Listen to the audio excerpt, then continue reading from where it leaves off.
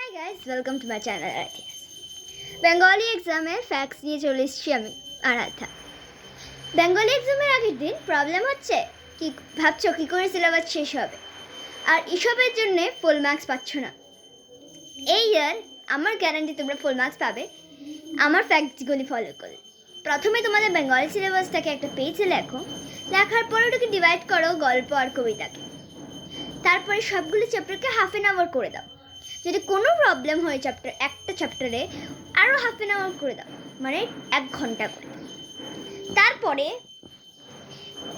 Read করো চ্যাপ্টারটাকে 15 minutes ধরে।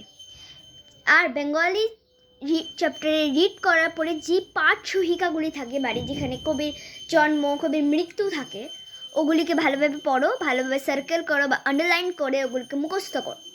আর যখন রিডিং করবে তুমি চ্যাপ্টারটাকে, তখন তোমার যেগুলি মনে হবে যেগুলি আমি এই হার্ড ওয়ার্ডটা পারছি না, হার্ড স্পেলিংটা খুব টাফ ওয়ার্ড, সার্কেল করো বা আন্ডারলাইন করে এটাকে মুখস্থ করো। যদি পরীক্ষার ভিতরে তোমরা নোটসটাকে ভুলে যাও, ওই কোশ্চেনটাকে দেখে তুমি চ্যাপ্টার থেকে বানিয়ে লিখতে পারবে।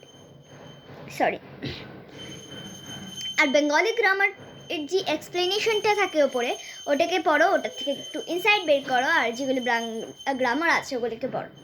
আর রচনা পার্ট বাই পার্ট করে পড়ো। যদি এগুলি করো তোমরা ভালোভাবে, তো আমার গ্যারান্টি তোমরা ফুল মার্কস। Thank you.